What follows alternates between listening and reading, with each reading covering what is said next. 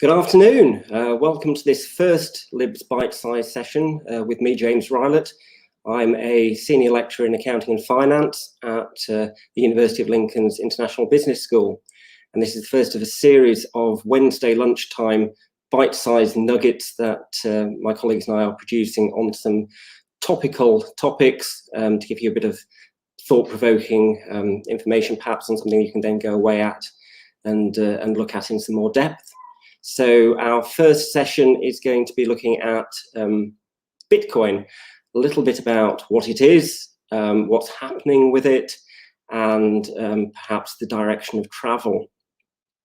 So, fundamentally, what is Bitcoin to start with? Well, Bitcoin is really money for the internet age. It goes back to 2009, so actually it's only just over a decade old. And it was invented by someone who has remained a bit of an enigma. Satoshi Nakamoto is the perhaps alias of the inventor of cryptocurrencies and Bitcoin in particular. And whilst his name is known, he as an individual hasn't been revealed.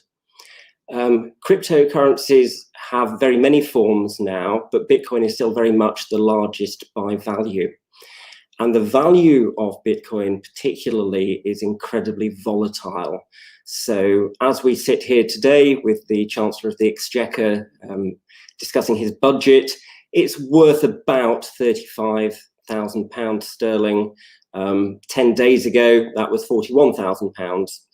A year ago, had we had this conversation, it would have been about £7,000. So incredibly volatile. And because of the volatility, it is attracting a lot of interest at the moment. In actual fact, the value of Bitcoin has risen by about 350% over the last 12 months. And we are now at a point where the majority of people have heard of cryptocurrencies. In the UK, the Financial Conduct Authority looked at consumer awareness of cryptocurrencies generally and found for the first time that a majority of people had actually heard of them, they were aware of them.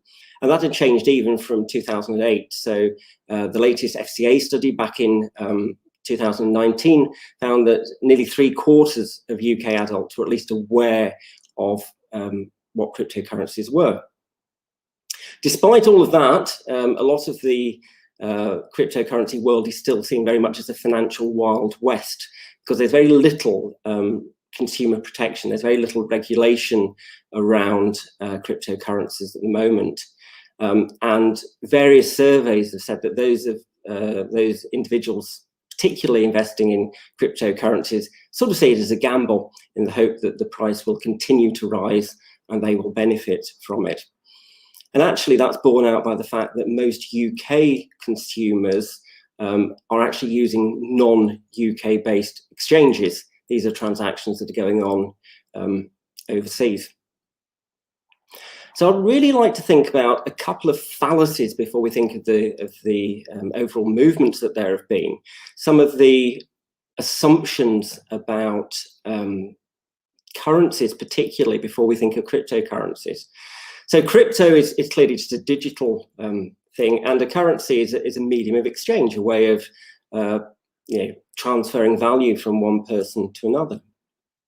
And there's been a lot of argument about whether things like Bitcoin can actually be called currencies at all. And I think the first fallacy, the first mistake that is commonly made is that currencies are produced by governments. And the way that economics is normally taught is that normal traditional banks sort of work as intermediaries, and they take in money from savers and they lend that money out to people who want to borrow it, and they facilitate that transaction. So the general theory holds that, well, there must be cash to be taken in from those savers, and therefore it must be the local central bank, in our case the Bank of England, that is producing that currency. In reality, that's not quite how it works. It really works the other way around.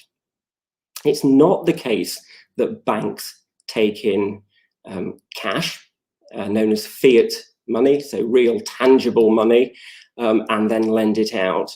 The way the banking system really works is that the driver of activities, the banks themselves.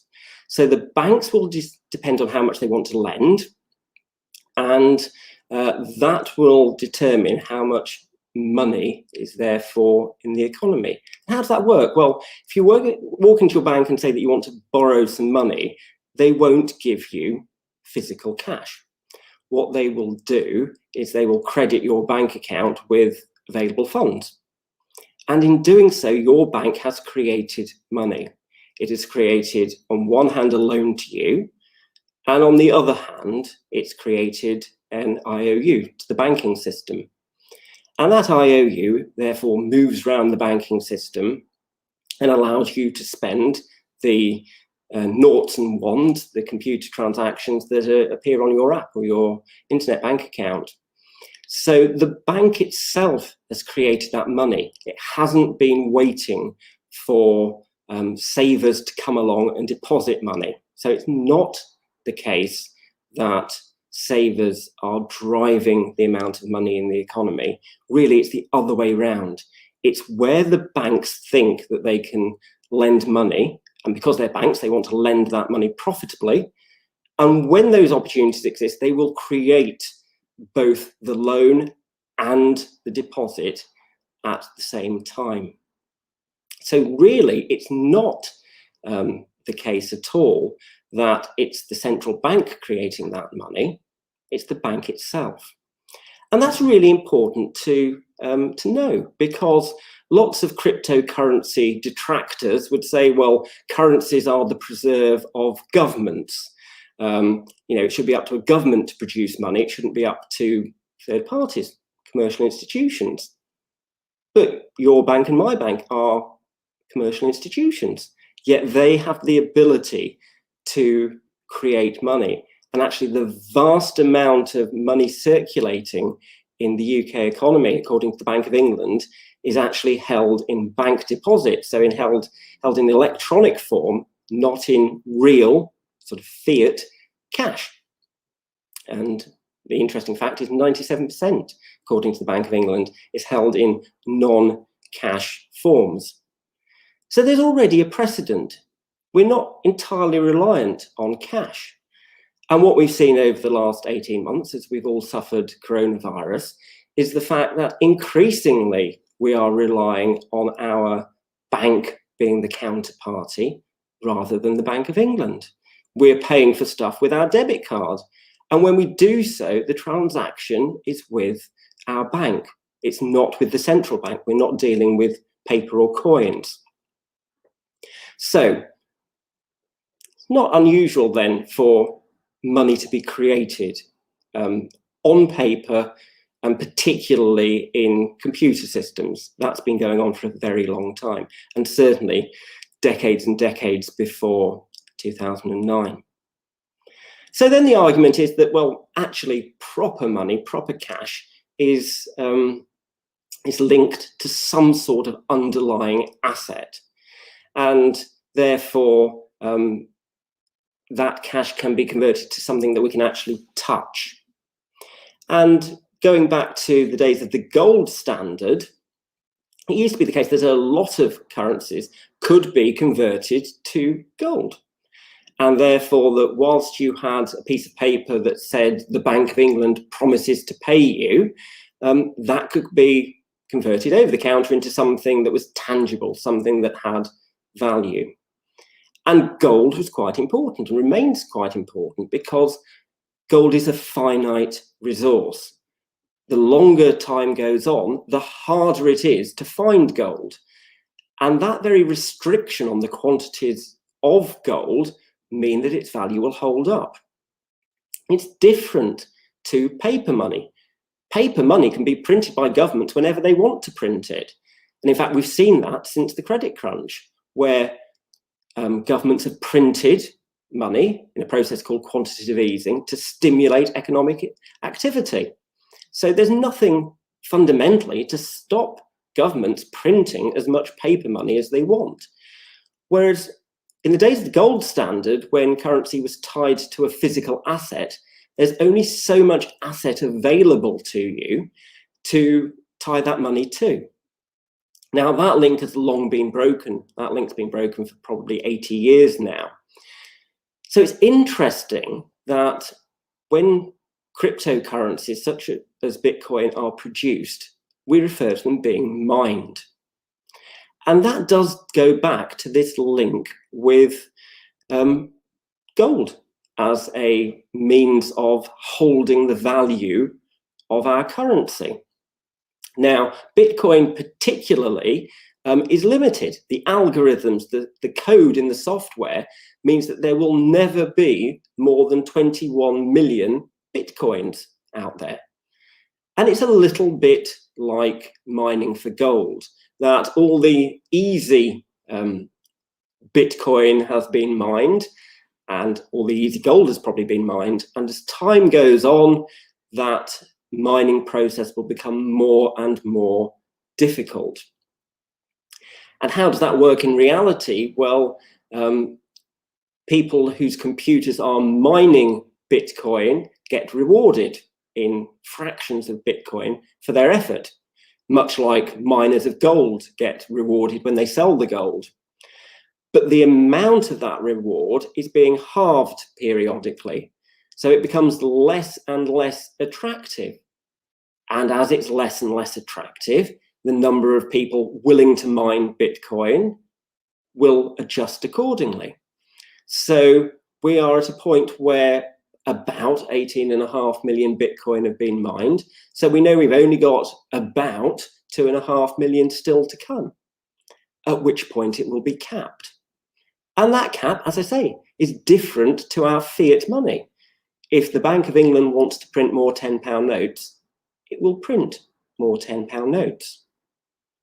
So currency isn't largely produced by governments, and it's not backed by gold or other assets. So why shouldn't the likes of Bitcoin be described as currencies? Because they have all the hallmarks of a currency.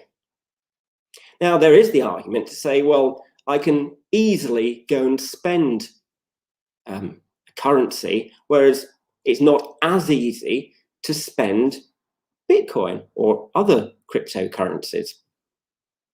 But again, if you were to take, say, the Isle of Man, which has its own currency, the Manx pound, I don't think anyone would argue that that is a currency, yet you can only spend it on the Isle of Man.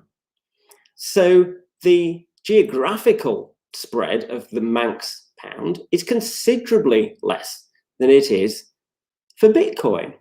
So it's disingenuous to say that because I can't spend Bitcoin everywhere, it doesn't make it a currency, because there are very few currencies that you can spend anywhere. You know, even the euro and dollars are unlikely to be accepted in your newsagents. So therefore, there are loads of similarities between Bitcoin and our current currencies. So why has the value fluctuated so much? Why has it risen, and why is it so volatile? It's quite possible in 1 week for Bitcoin to move by 20%, whereas we don't see those sort of movements normally in sterling or euros or the dollar. Well, the first thing is that clearly the more people that use any currency, the less volatile it's going to be. And one of the things that sets currency rates in normal currencies is an interest rate. And it is possible to largely determine interest rates through economic policy. Well, that's quite difficult if you haven't got ways of lending and borrowing your cryptocurrency. It's all very well being able to invest in it and perhaps buy something with it, but with pounds, I can deposit my pounds and I can get interest. And what happens to my pounds? Well, the bank will probably lend them out to someone else and charge them a premium for doing so. Well, that market has started now. It is now possible to earn interest on crypto deposits. So it's possible to lend your cryptocurrency to an exchange, and that exchange will then lend it out to other people. Or more likely, will make loans in fiat, so traditional currency, backed by that asset. So the market is starting to drive interest rates for cryptocurrency and for crypto deposits. Now, clearly, they're a lot riskier than putting pounds in HSBC or Barclays, and the interest rates reflect that. But when that interest rate starts stabilizing, then necessarily the price of the underlying asset is going to have to start stabilizing as well. And the market as a size compared with normal currencies is getting to the point where we now can't ignore it. And it's that common acceptance that is starting, A, to drive fluctuations as people are speculating on it, but B, to drive some very different behaviors from some very large market participants. So current statistic, broadly, the value of fiat money, so normal tangible money, currencies, is about 100 trillion US dollars at the moment, roughly. And the valuation of Bitcoin on the same basis is reaching 1 trillion now. So Bitcoin is getting to the point where the market value is approximately 1% of traditional fiat monies. Well, that suddenly starts making it far more than a niche product.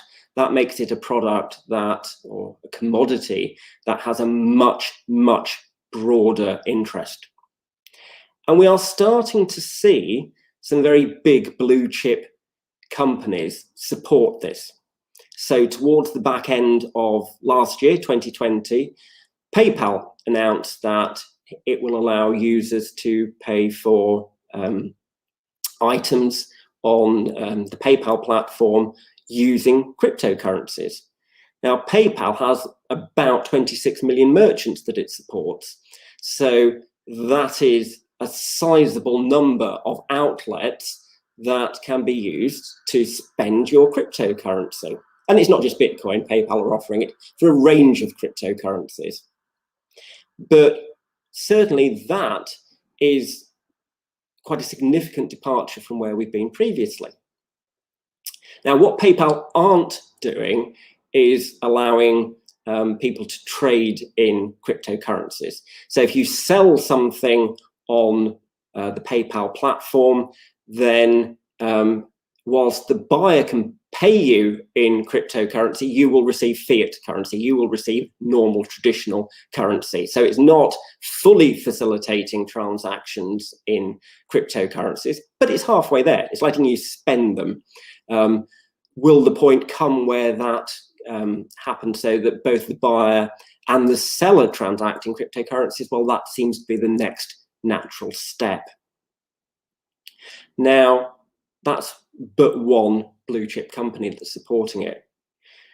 Just last month, Tesla announced that it had invested 1.5 billion US dollars in Bitcoin. It had bought them. Now, it wasn't clear why they had bought them, and Elon Musk, the founder of Tesla, is renowned for some of his renegade practices. But more importantly, it wasn't just the investment in Bitcoin that Tesla made. They also announced that they would be prepared to start accepting Bitcoin as payment for Tesla products. And there are now a number of blue chip companies that are doing so. So, in summary, we've got Bitcoin, which is akin to a currency because it shares a lot of the characteristics. It's backed by a limited amount of something, Bitcoin mining activity, computer activity, but So is lots of stuff now. So is traditional fiat currency, only backed by the promise of a financial institution. And we can now both borrow and lend in cryptocurrency, therefore making it much more akin to sterling or dollars. And finally, we can now transact in that currency with meaningful counterparties. And because of this, the value has been driven up, and it's been driven up, as I say, by approximately 350% in the last year. And there are loads of people out there that will tell you where the value is going. There are commentators that say it will reach $100,000 an item, a unit of Bitcoin, by the end of the year. We don't know. We won't know until next year. But certainly the acceptance is driving it up. The reducing supply, the supply is increasing slowly now. So supply is trickling up and demand is increasing far quicker. And that outstripping of supply by demand will necessarily bump it up. So it's interesting times. It's a topic which will continue to be a hot topic now that we have these interested financial institutions. And it's a topic which no doubt we will revisit again in the future. I'm very happy to respond to any comments. If anyone's got any comments, I know that we are live on our Facebook and Twitter sites at the moment. So if anyone has got any comments, I will respond to them. And if we haven't got any burning comments at the moment, then I will wish you all a good afternoon and invite you to come back regularly at this sort of time on a Wednesday lunchtime for a whole series of different topics, not just finance topics, in our LIBS Bitesize range. Thanks for watching, everyone. Take care, and we hope to see you next week.